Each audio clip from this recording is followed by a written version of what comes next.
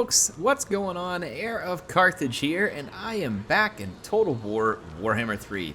I was out a day for Thanksgiving, obviously spending some time with the family. It was great. I didn't have enough time to cover every day while I was out, so I do apologize, but it's a good opportunity for me to go and spend some time with family, catch a few days off work, and just kind of feel like I caught a break. So I hope if you all celebrated the holiday, I hope you had a good one. If you didn't, then I hope you've had a couple of good days regardless. Where am I today and what are we talking about in the game? Well, I thought it'd be funny to just take a look around and, look at some of the different campaigns. If some of you out there are achievement hunters, you may be looking to get the achievement in the game where you beat a campaign on Legendary. And for some of you, that's not very hard. For others of you, it can be quite a challenge. Really depends on where your skill level lies and your experience lies with Total War series.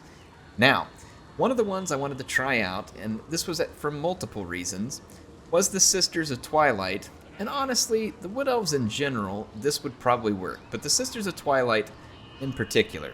I set them on Legendary, and I came in here to play it, and I've played, it looks like about 70 turns in, and I wanted to show you all where I was at, talk about some of the challenges I had. Is this a good campaign if you're achievement hunting and you're looking for one that's a little more possible to do without having to, really be amazing at the game? Now, here's the thing. Let's talk through some of the things about it that are hard.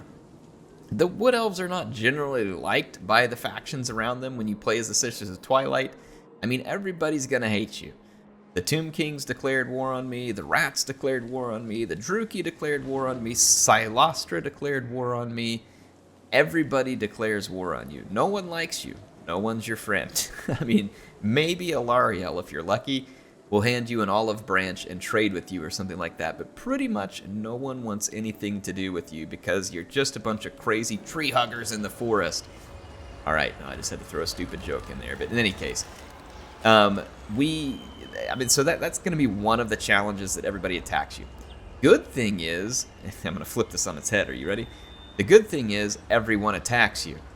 Well, I don't get it. You just said the bad thing is everyone attacks you, and then you said the good thing is, well, it is a bad thing, and it means you're going to have to fight a lot of fights. I did. I had to fight a lot of battles. Sometimes I was bouncing back and forth across my territory like a ping pong.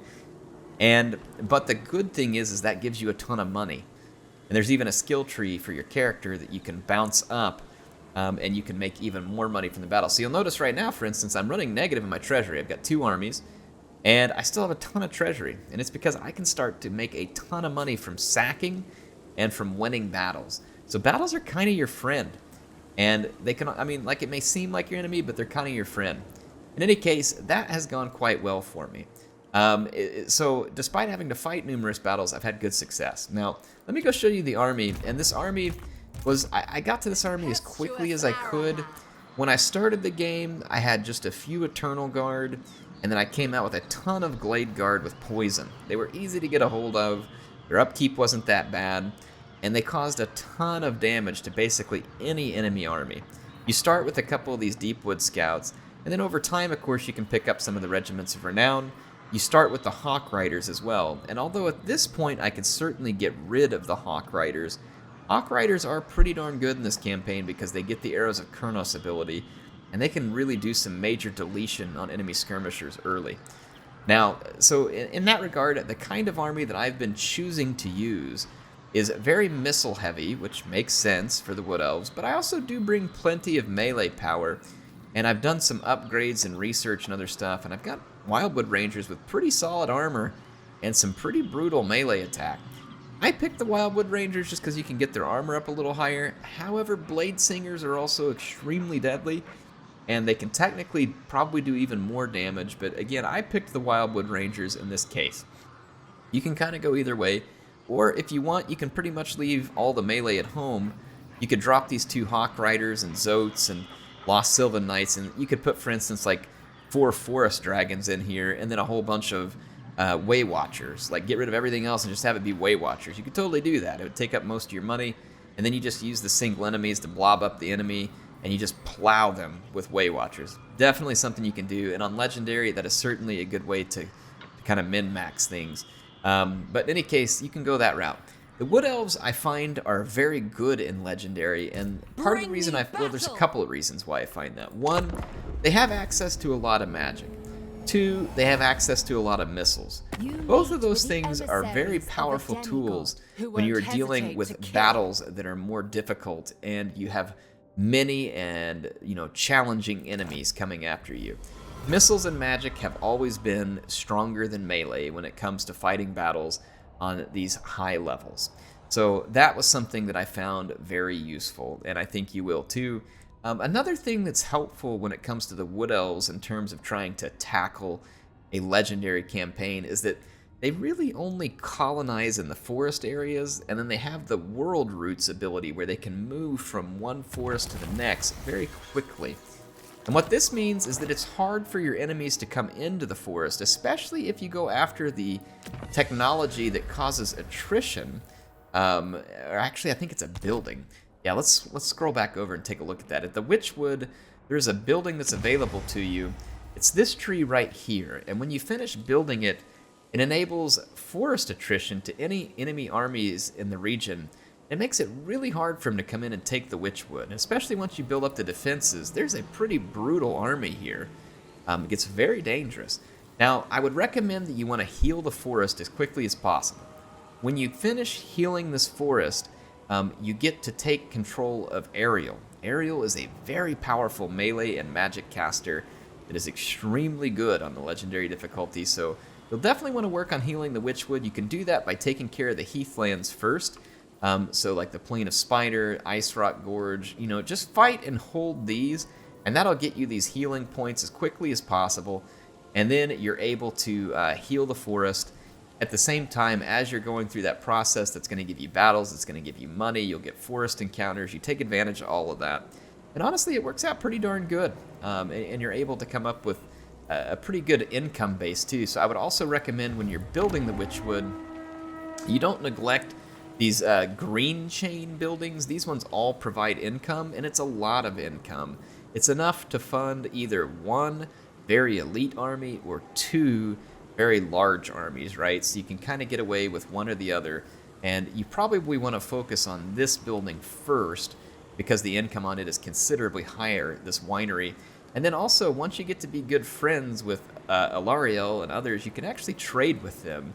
And you do get a little bit of resource production out of those buildings. There's a couple other buildings, too, like the Plain of Spiders here has obsidian, and I'm able to use that. And then I also captured Chimerica Spire, or whatever this one is, and you're able to trade salt out of there. So there are some resources around that you can use and push out and make some money off of, too. You can see there's logs down here, so you do have the capability to do some trading. Because, like I said, Alariel is one that will usually trade with you. She can see your faction because she's also in a forest, and you can get visibility by researching a certain technology. You can also trade with the other Wood Elf factions. Yeah, so you can keep an eye on that kind of stuff. Also, you can use this Forge of Daith. I haven't been really all that heavy into it, but, I mean, you can totally use this type of thing.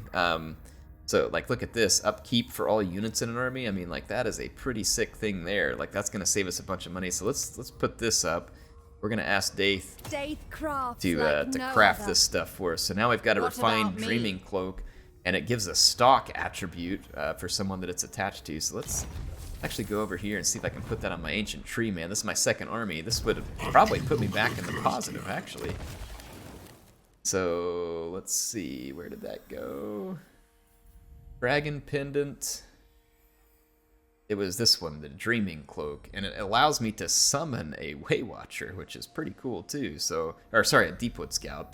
Let's go ahead and put the Dreaming Cloak on him. Check that out. Now we're going to get some major boost to our ability, and then we got an Armor of Destiny I haven't equipped yet here. Doesn't. Yeah, I do have a Berserker Sword. I'm probably pretty good. I think he probably already causes those. So let's do Berserker Sword. We could also put an Arcane Casting item on him. I don't know if we have one at the moment. Doesn't look like it. So let's go ahead and call that good for now. But see, now I'm all the way back in the positive from that stuff. So, you know, the Forge of Daith is pretty useful. You can pick the items in it that you feel like are going to do you the biggest good. And yeah, just have some fun with it. In any case, that is pretty much kind of an overview of where we're at. You know what, let's just play a little. I recently took the forest here, the Haunted Forest from the vampires. I think it was, I don't remember, the Caravan of Blue Roses, that's right. And then also, we had war declared on us by the Nurgle faction here, so big disgusting toilet daddy here taking it to us. So I was actually going to go over and see if we can kind of get a fight started with them. There's a lot of Nurgle corruption present, so I'm actually going to move in these World Root stance. See vampires here, you can see Nurgle over here. Let's go kill some of them. The Haunted Forest is in the process of kind of being built up, so it's still pretty weak. Whenever I move to another forest, I kind of like to stick around for a while and make sure it's going to be safe before I take off. And as you build it up, it will help you fund an army to stay there and help protect it as well. Let's go ahead and end this turn. This army needs to get back to friendly territory and heal. I was suffering a lot of attrition here that's being caused by the Cult of Pleasure because they spread this Slaaneshi corruption. And they had spread it here, so that's why I was taking attrition when I wasn't in my settlement. I'm hoping we... Yeah, we're not even touching that Slaaneshi corruption. Like, it is really being driven high here by the ancient city. We'll probably have to just go down there and knock it out to get rid of some of that corruption. Looks like Arnheim and Moodshard are probably spreading it. And we could get some good money by attacking those. But again, this army is much less experienced, and I have to be careful here. Because you can see we don't have a lot of chevrons on these armies. My Tree Man is pretty new. The Spellsinger has some experience, but the Branch Wraith does not either. It looks like we can build a outpost. Now these are cool because you can bring in units from other factions. Look at this. We could get Sisters of Avalorn, which would be pretty dang awesome. Pretty dang awesome. We can look at all these settlements, though. Sometimes there's... Oh, yeah, look at this one. If we build it at Tor Elir, wait, we could get access to a ton of units here. Silverin Guard would be a really cool one. Sisters. And Rangers are crappy. Lothern Sea Guard might be an interesting one. Flamespire Phoenix would be kind of a cool grab. And so would the Frostheart Phoenix. I mean, that's a pretty good one right there. Whitefire Tor is also a ton of units. Gaian Vale, not near as many. Unicorn Gate. Now check that out. We could get access to Shadow Warriors there. We wouldn't have the Sisters. Unicorn Gate, Evershale. Let's just kind of take a look at our options and pick what we think would be most useful to us. I think it was looking pretty good up here at Whitefire Tor or Tor Elir. So let's go ahead and pick this one. We'll construct an outpost. This should be worth our while because I think you can get up to 4 units per army from your allies. So let's go ahead and close that.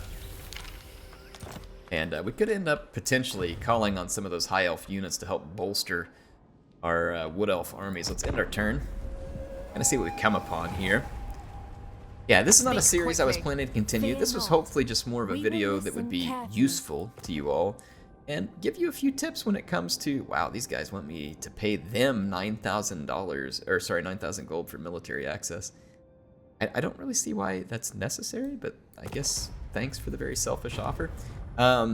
Anyway, yeah, I was hoping this would just be more advice for you all to help you do well.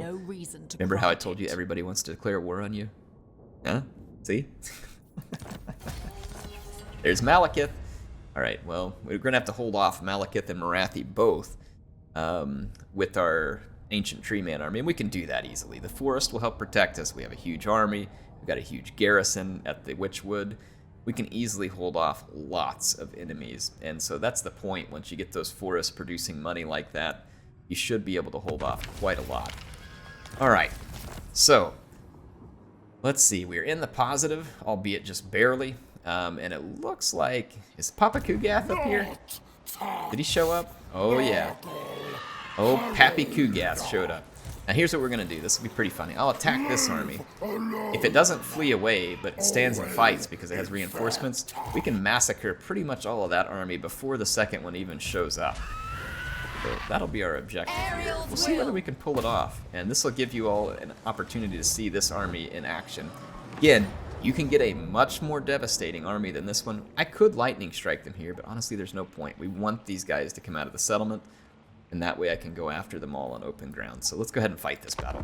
Wait, I'm going to have my 2 heroes shoot at Toxicans here, who is the Nurgle leader for the army that's already here. It's going to be almost 3 minutes before reinforcements can arrive, so we have a lot of time to reign in unholy death all over the Nurgle army here, and I intend to fully do so.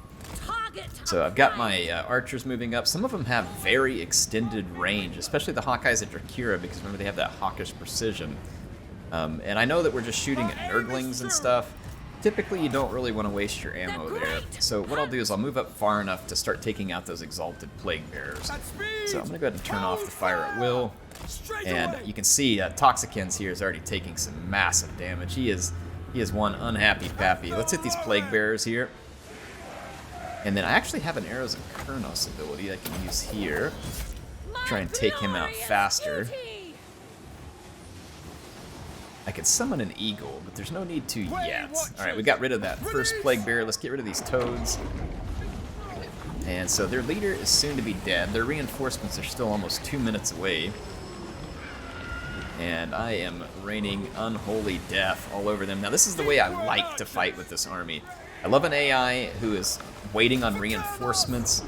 It's always a good situation for you when they do, because you can come up here and the AI is trying to hold out. It wants its reinforcements. It knows it needs them. But at the same time, that just gives you an opportunity to really hammer them from range before they're able to get proper reinforcements in here. So see there, now we've taken out all the leadership and the high value targets. I'm going to turn off fire at will on my heroes as well. I'm going to come over here, get ready to shoot up these reinforcements as soon as they come on. Alright, we don't want to do any more shooting here because we've gotten rid of any target that has any value. So we're done with the Nurglings. We don't need to even worry about that. So we're just going to leave them there. They mean nothing to us anymore. 43 seconds before our enemies come in. So what I'm going to do is kind of move to this flank. And our reinforcing army, we still want to stay back at pretty good range here. We might need to rush forward with some units. Oh, look, here comes the reinforcements. All right. Looks like we got a chariot hero. Oh, here's Plague Papa, and they've also got a War Shrine. Now, Plague Daddy, he's not going to be easy to take out with just our heroes. We would want our archers to help with that as well. Here comes the Nurglings. Let's go ahead and back off just a little bit here, just in case he's got some flyers. Let's back up. I would love to get some shots at Plague Daddy. I might go for that chariot here in a minute. He's got some cover from the forest, though, that I'm not really liking. Yeah, those Nurglings are running a pretty nice blocking game right now, actually. I might bring up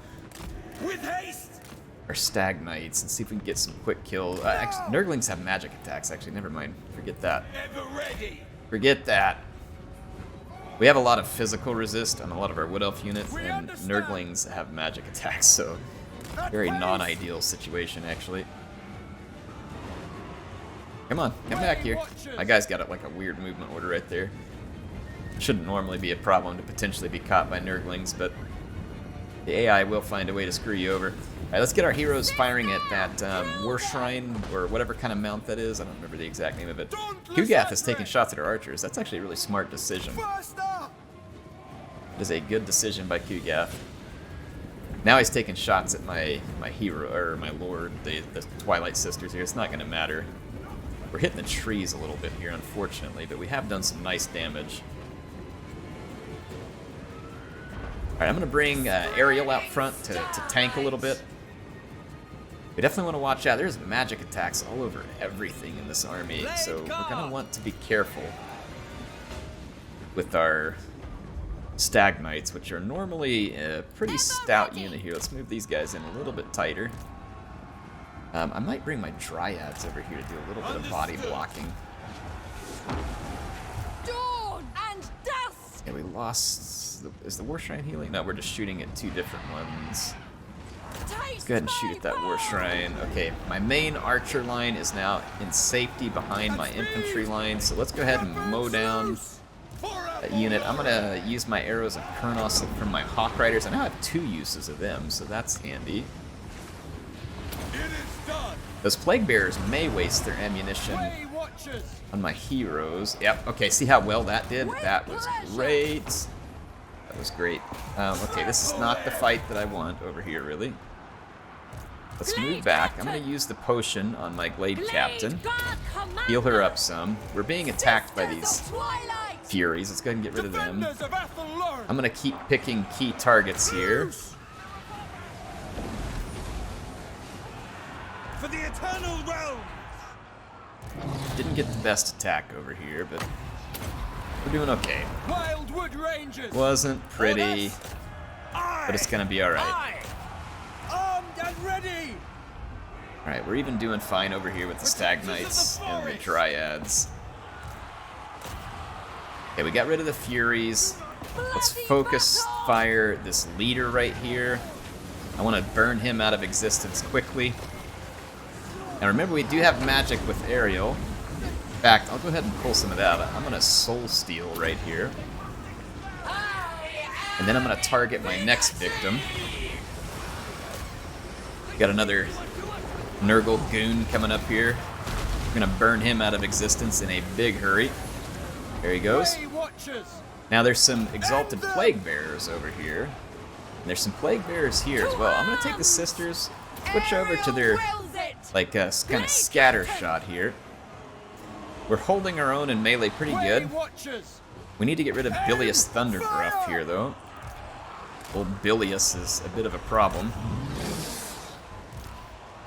Let's do some healing.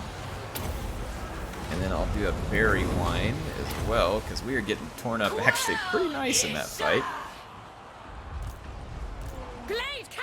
Okay, how'd we do here? Stag Knights took things out, and then our Dryads are ready. Let's pull our Stag Knights back for a minute. One of the things I like to do here is I'll use the regrowth spell from my awaiting orders. Zotes there. Oof, man, Aerial is just really getting chewed on here.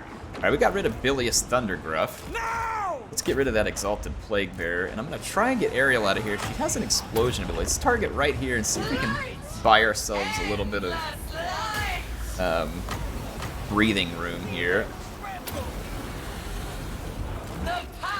Okay, we are cleaning things up. Let's go start targeting Kugath. And we need our Way Watchers to start cleaning up a path here. Kill them! And let's see, Zotes, can you go ahead and regrow those guys? Thank you. Wow, man, these Nurgles, or these minions of Nurgle put up quite a fight there against Aerial. She's no joke. She's tough. My bow hungers. Okay, let's see. There's a Kurnos. All right, so Kugath is going to go down now. Switch shot types back over here. Oh, I forgot to summon my eagle too. Probably should have done that, huh? Hope I didn't let any of my units straight up die. Though I think we're actually about to. Let's get rid of these guys quickly. We got a lot of chaos spawn down here just pestering us. Might lose this unit there because there's a lot of fire coming in now. Alright, there we go. Got rid of that. There we go. Let's pull my archers up and help finish off Kugath. You all keep attacking him. My Hawk Riders have a second. Arrows of Kurnos. I can go breath attack as well. Captain repositioning. Ooh, that was pretty good. The Arrows of Kurnos on the Hawk Riders is really good. Alright, Gwendolar is coming up to help us do some fighting. Alright, let's fight here, and let's do a breath attack here. Oh yeah. Ooh, Plague Papa throwing some turds at us. Sisters of Twilight. That dude is disgusting. Alright, there comes some hurt. Our archers might get in range. I'll go ahead and turn them on fire at will, because we might get a volley off. Yep, the Hawkeyes of Drakira just got a volley off. It's probably going to almost finish it here. Alright, so there you go. We had a big fight against Nurgle. We had plenty of ammunition. I did get into a melee probably longer than I should have, but it was fine. And we did okay. Aerial got a little bit cooked because she was up against a lot of spawn and Plague Bearers, but she held her own. See there, even against very numerically superior enemies, you're able to pull off some big victories if you play your cards right with the Wood Elves. I mean, I sniped off most of their leaders and their large SCM with my archers, and honestly, I didn't even do the best job of using my archers there. I was talking to you all and got to a lot of things very late. So I could have done considerably better there. And you can too if you take your time to just, make sure you're controlling a little better. But there we go. I mean, we killed a ton of enemies there. Just absolutely wiped them out. And speaking of wipe, that is something that Kuga definitely needs to be doing. We can auto-resolve this one, take the settlement, and begin healing by taking control of this heathland. And, doing ourselves a favor by killing one of our enemies. So, in any case, there you go. Little demonstration of the legendary Sisters of Twilight campaign. It's a fun one. I still like the Wood Elves campaign. I think CA did a pretty good job rebuilding this back in the day, and I've been pretty happy with it for the most part. Here we go, Prey of Eneth Rayma. That's going to be really handy. So definitely looking forward to that. So yeah, we got Prey of Eneth Rayma. We got one more here too. Swift and Lethal. Let's take a look. I always like to get any kind of defensive stuff here. Armor's not going to be bad, and Resilient will also be good just to give us extra physical resistance. And then let's take a look at our Glade Captain.